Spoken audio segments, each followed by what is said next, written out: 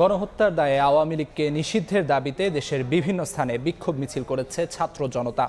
পাশাপাশি গণহত্যায় জড়িতদের বিচারের আওতায় এনে দৃষ্টান্তমূলক শাস্তি নিশ্চিতের দাবিও জানান তারা। বলেন, দাবি পূরণ না হলে দেয়া হবে ব্লকেট কর্মসূচি।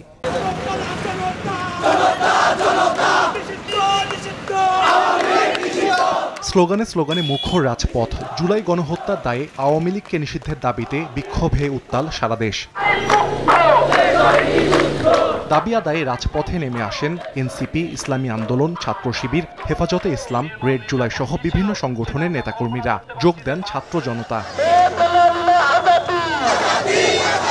বিক্ষোভ মিছিল ও সমাবেশ থেকে বিক্ষুব্ধরা বলেন, আওয়ামী লীগকে নিষিদ্ধ না করা পর্যন্ত চলবে আন্দোলন। 1400 শহীদ করা হয়েছে, 50,000-এরও বেশি পঙ্গুত্ব বরণ করার পরও এই দল যদি আবারও রাজনীতি করার সুযোগ পায় তাহলে জুলাইয়ের রক্ত বিতা যাবে। আন্দোলন পূর্বে তাদের সরকারের পতনের পরেও তারা বাংলাদেশ বিভিন্নভাবে বাংলাদেশকে অস্থিতিশীল করার জন্য বাইরের দেশে গিয়ে তারা চক্রান্ত চালাচ্ছে।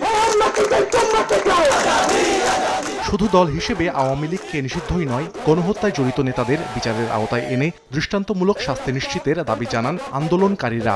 আওয়ামী লীগের নিষিদ্ধ করে ফিরব। যদি ন্যায় বিচার বলে কোনো কিছু থাকে তাহলে আওয়ামী লীগকে নিষিদ্ধ করতে হবে। দাবি আদায় না হলে ব্লকেট কর্মসূচির হুঁশিয়ারি দেয়া হয়। এটা আমাদের কোনো দাবি নয়, এটা আমাদের কোনো চাওয়া নয়, এটা আমাদের সিদ্ধান্ত। খুলনা, রাজশাহী, চট্টগ্রাম, রংপুর, নাটোর, ঝালকাঠি, সাতক্ষীরা, মৌলভীবাজার ও বগুড়া সহ দেশের বিভিন্ন জেলায় March for ban Awami League কর্মসূচি পালন করা হয়। সাহাল আব্দুল্লাহ, আলভি, সময় সংবাদ।